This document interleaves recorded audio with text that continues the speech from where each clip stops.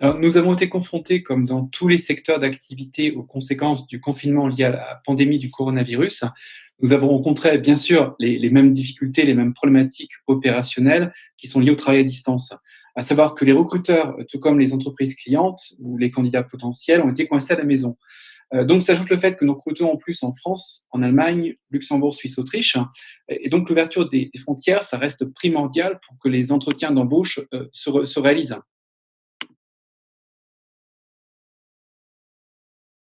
Alors, l'identification et la sélection de candidats, ça ne pose pas de problème, en particulier à distance.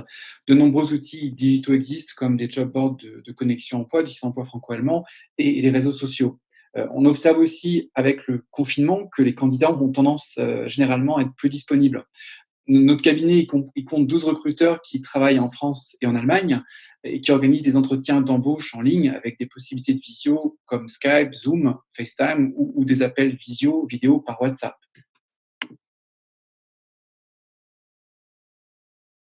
Notre métier de recruteur, c'est un métier qui est basé sur les relations humaines. Il est donc forcément contraignant de ne pas rencontrer les personnes en face à face. Mais le recruteur, il va être aussi privé de l'analyse du langage non verbal et le candidat, il va parfois être frustré aussi de ne pas avoir pu s'exprimer comme il le souhaitait. Donc il existe bien sûr d'autres outils d'analyse et de présélection, mais c'est un des éléments importants pour affiner notre choix. Alors, nous avons des clients, des entreprises qui font preuve d'imagination et se débrouillent pour poursuivre leur processus de sélection. Nous avons par exemple eu le cas d'une société qui, a rédigé, une autorisation de déplacement pour son candidat qui venait de Normandie. On s'est vu en Champagne-Ardenne, et l'entretien s'est passé masqué, et le candidat, malgré ces conditions très particulières, a reçu une proposition d'embauche.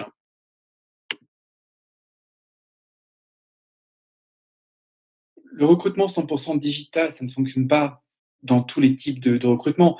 Il est clair que l'entretien vidéo, c'est notamment plus compliqué pour des métiers techniques, pour lesquels il faut vérifier sur un site de production certaines compétences.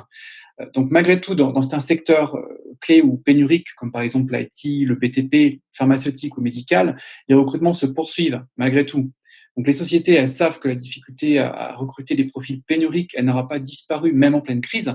Donc les entreprises préfèrent sécuriser leur recrutement. Donc, par exemple, nous avons déjà signé des postes d'ingénieurs commerciaux franco-allemands la semaine dernière, en pleine crise.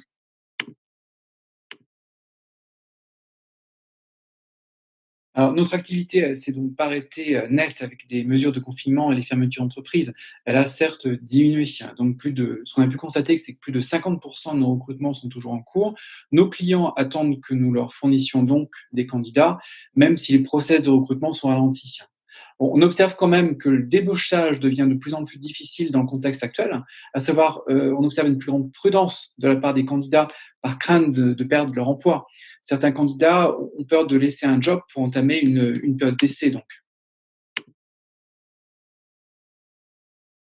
C'est une période idéale pour réaliser une introspection, c'est-à-dire, questionner votre métier, votre entreprise, éventuellement envisager une réorientation qui donne du sens.